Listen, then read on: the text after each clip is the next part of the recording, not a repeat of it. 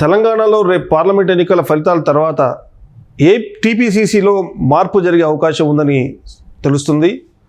ఒకవేళ అదే జరిగితే టీపీసీసీ అధ్యక్షులుగా ఎవరికి వచ్చే అవకాశం ఉంది అనేది సీనియర్ జర్నలిస్ట్ సిఎస్ రావు గారిని అడిగి తెలుసుకుందాం. టీపీసీసీలో మార్పు జరిగే అవకాశం ఉందని సమాచారం అందుతుంది. అది ఎవరికి వచ్చే అవకాశం ఉంది? ఏమండి కాంగ్రెస్ పార్టీలో అసలు ఏం జరుగుతుంది? సో ఒకటేంటంటే అసలు కాంగ్రెస్ పార్టీలో సినిమా చూడాలంటే లోక్సభ ఎన్నికల ఫలితాలు మనకు అయిపోయిన తర్వాత అసలు సినిమా ఏంటి అనేది తెలంగాణ కాంగ్రెస్లో మనం చూడబోతున్నాం. చూసే అవకాశాలు కూడా ఉంది. ఎందుకంటే కాంగ్రెస్ పార్టీ చరిత్ర మనం గతాన్ని కనుక చూసుకుంటే ఎలా ఉంటుందో ఇప్పుడు రాబోయేటువంటి రోజుల్లో ఏ విధంగా ఉండే అవకాశం ఉందో మనం ఒక అంచనాకి రావచ్చు. కారణం ఏంటంటే పిసిసి అధ్యక్షుడు అనేది చాలా ఇంపార్టెంట్ పోస్ట్ అది ఎంత ఇంపార్టెంటో రేవంత్ రెడ్డి చెప్పాడు పిసిసి అధ్యక్షుడిగా ఉన్నప్పుడు, ముఖ్యమంత్రి కాకముందు.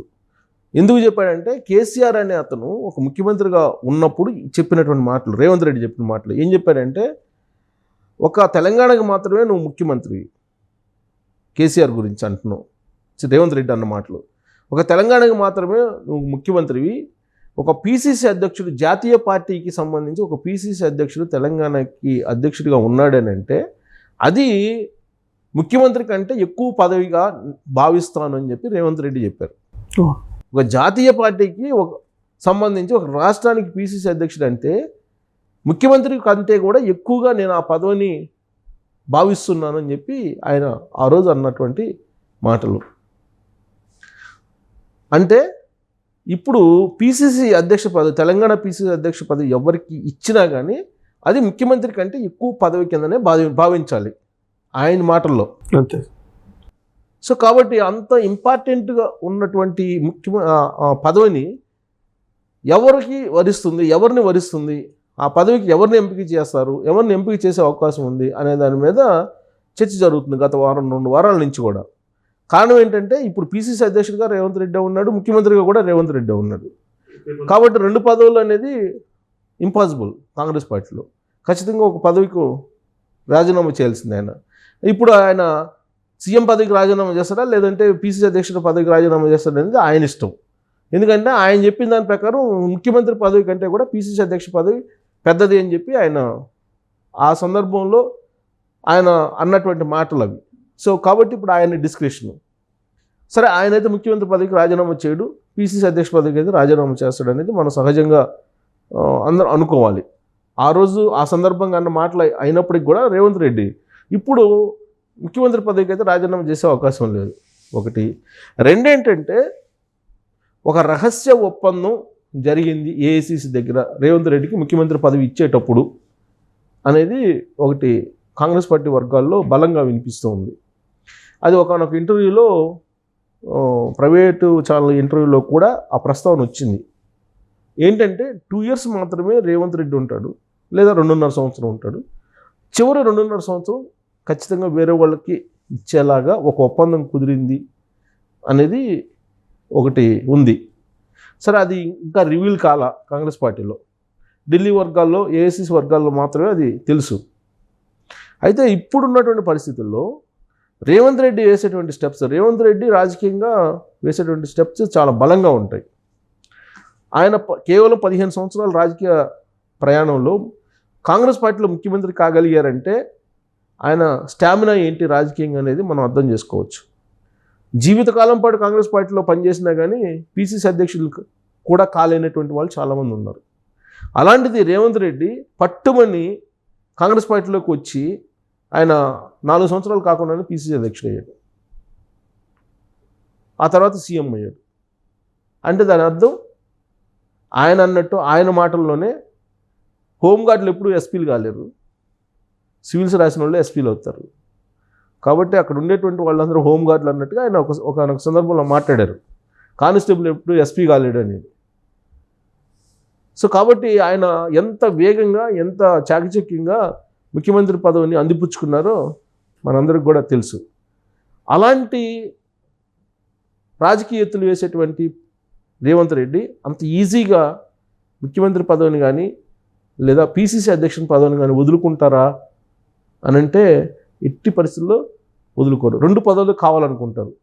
2 పదవులు అతని దగ్గరే ఉంచుకోవాలని చెప్పి అనుకున్నప్పటికీ అది సాధ్యం కాదు కాబట్టి ఆయన మనిషిని పిసిసి అధ్యక్షుడిగా పెట్టుకోవాలని చెప్పి డెఫినెట్గా ఆయన పావులు కదుపుతారు.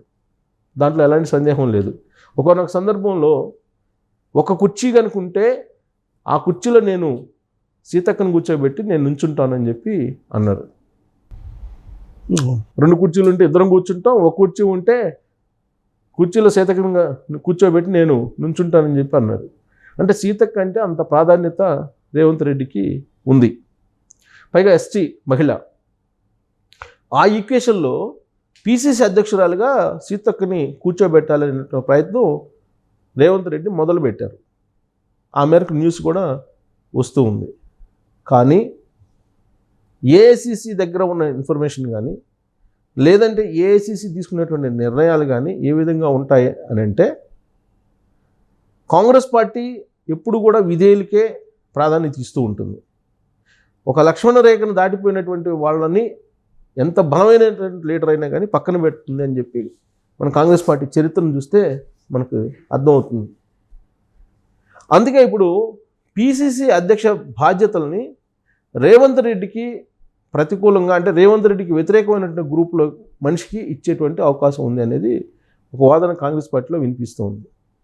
దానికి సామాజిక ఈక్వేషన్ అనేటువంటి ఒక రాజకీయ చిత్రతను ఆల్రెడీ తయారు చేసి పెట్టింది ఏఐసిసి. కాబట్టి ఆ సామాజిక ఈక్వేషన్ అటువంటి ఆ ఈక్వేషన్లో ఖచ్చితంగా రేవంత్ రెడ్డికి పడనటువంటి, రేవంత్ రెడ్డితో మింగిలి కానిటువంటి, రేవంత్ రెడ్డికి వ్యతిరేకంగా ఉండేటువంటి గ్రూప్లో మనిషిని ఎంపిక చేస్తారు అనేది కూడా ఒకటి వినిపిస్తుంది. ఒకవేళ అదే జరిగితే ఖచ్చితంగా మధు యాష్కి గౌడ్కి పిసిసి అధ్యక్ష పదవి వచ్చేటువంటి అవకాశం ఉంది. 2 సార్లు ఎంపీగా చేశాడు. గౌడ సామాజిక వర్గానికి ప్రాధాన్యత ఇవ్వలేదు కాంగ్రెస్ పార్టీ అనేటువంటి ఒక అపవాదు కాంగ్రెస్ పార్టీ మీద ఉంది. బీసీలకు ప్రాధాన్యత ఇవ్వలేదు, రెడ్డి సామాజిక వర్గమే మొత్తం చలాయిస్తుంది అనేది కూడా ఒకటి వినిపిస్తుంది. వీటన్నిటికీ చెక్ పెట్టే విధంగా మధు యాష్కి గౌడ్ని రంగంలో దింపే అవకాశం ఉంది. రాహుల్ గాంధీ టీంలో మెంబర్గా కూడా మధు యాష్కి ఉన్నాడు. రాహుల్ గాంధీకి దగ్గర ఉండేటువంటి లీడర్లలో మధు యాష్కి ఉన్నారు అనేది ఒకటి వినిపిస్తుంది.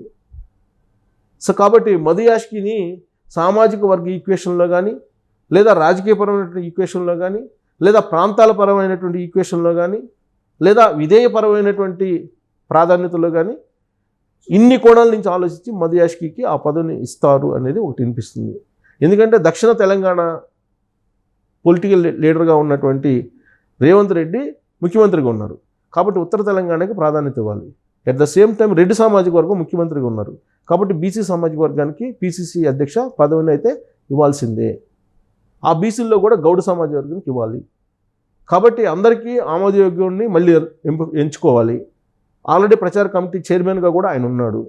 సో కాబట్టి అన్ని కోణాల నుంచి ఆలోచించి ఏఐసిసికి విధేయునిగా కూడా మధు యాష్కి ఉన్నాడు. కాబట్టి మధు యాష్కి గౌడ్కి ఆ పదవి ఇచ్చేటువంటి అవకాశం ఉందనేది ఇప్పుడు వినిపిస్తుంది. అది ఎప్పుడు జరుగుతుంది అని అంటే, లోక్సభ ఫలితాలు వస్తాయి. లోక్సభ ఫలితాలు వచ్చి 2 డిజిట్స్ దాటిపోతే రేవంత్ రెడ్డి హవా పనిచేస్తుంది. అప్పుడు మధు యాష్కి కాకుండా వేరే వాళ్ళకి అవకాశం ఆయన అనుకున్న విధంగా సీతక్కనో లేకపోతే ఇంకొకరినో ఇచ్చేటువంటి అవకాశం ఉంది. అలా కాకుండా ఈయన కనుక 2 డిజిట్స్ రీచ్ కాకపోతే ఇప్పుడు ఆయనకి మెయిన్ ఛాలెంజ్ ఏంటి? నల్గొండ, ఖమ్మంలో ఎంపీలు గెలిస్తే అది రేవంత్ రెడ్డి హవా కింద రాదు. కేవలం మహబూబ్ నగరు, మల్కాజ్గిరి, హైదరాబాద్ ఈ పరిధిలో వస్తేనే ఆయన హవా. ఎందుకంటే మల్కాజ్గిరి ఆయన సిట్టింగ్ ఎంపీ. ఆయన తర్వాత ఇప్పుడు ఎలక్షన్ జరుగుతుంది. మహబూబ్ నగర్ ఆయన సొంత జిల్లా. మహబూబ్ నగర్లో కానీ మల్కాజ్గిరిలో కానీ ఆయన హవా కనుక పనిచేయకపోతే ఆయన గ్రాఫ్ డౌన్ అవుతున్నట్టే లెక్క ఏఐసిసిలో అనేది కాంగ్రెస్ పార్టీ వాళ్ళు చెప్పేటువంటి ఒక వాదన. కాబట్టి ఈ 2 డిజిట్స్ చేరకుండా సింగిల్ డిజిట్స్తో పరిమితం అయితే కాంగ్రెస్ పార్టీ రేవంత్ రెడ్డి గ్రాఫ్ తగ్గే అవకాశం ఉంది. ఏఐసిసి దగ్గర ఆయన పలుకుబడి పలసనబడే అవకాశం ఉంది. అట్ ద సేమ్ టైం ఆయన కాన్స్టిట్యున్సీ మల్కాజ్గిరి కానీ లేదా మహబూబ్ నగర్లో కానీ ఆయన పర్ఫార్మెన్స్ కనుక బాగలేకపోతే ఖచ్చితంగా అప్పుడు మధు యాష్కి గౌడ్ని పిసిసి అధ్యక్షునిగా పెట్టడం అవకాశం ఉంది. వాస్తవంగా ఆయన ఏమనుకున్నాడంటే, పిసిసి అధ్యక్షుడిగా రెడ్డి సామాజిక వర్గం పెట్టుకోవాలని చెప్పి అనుకున్నప్పుడు కుదరదు కాబట్టి రెడ్డి సామాజిక వర్గం సీఎంగా ఉన్నాడు కాబట్టి రాజశేఖర రెడ్డి ఫార్ములా ఏదైతే ఉందో రాజశేఖర రెడ్డి సీఎంగా ఉన్నప్పుడు బీసీకి ఇచ్చారు పీసీసీ, ఆ తర్వాత బొత్స సత్యనారాయణకి ఇచ్చారు, మధ్యలో కేకే ఉన్నారు కొన్ని రోజులు, ఇవన్నీ నడిచినాయి. కాబట్టి ఆ ఈక్వేషన్లో బీసీకే వచ్చేటువంటి అవకాశం ఉంది. అది కూడా మధుయాష్కి ఎక్కువ అవకాశం ఉంది. ఆయన బట్టి విక్రమార్క ప్రయత్నం చేస్తున్నారు కానీ అది కాదు. ఎందుకంటే ఆయన వ్యతిరేకిస్తున్నటువంటి వాళ్ళు ఉన్నారు. ప్లస్ ఆయన్ని ఎస్సీ సామాజిక వర్గానికి సంబంధించి ఆల్రెడీ ప్రాధాన్యత ఇచ్చారు, డిప్యూటీ సీఎంగా ఉన్నాడు. కాబట్టి బీసీలు ప్రాధాన్యత ఇవ్వాలి కాబట్టి మధుయాష్కి గౌడ్ పేరు ప్రముఖంగా వినిపిస్తుంది. సో అదే జరిగితే కనుక రేవంత్ రెడ్డికి రాజకీయంగా ఖచ్చితంగా కౌంట్ డౌన్ స్టార్ట్ అయినట్టే అని చెప్పి విశ్లేషణ మనం చేసుకోవచ్చు, అలాంటి అంచనాకు రావచ్చు.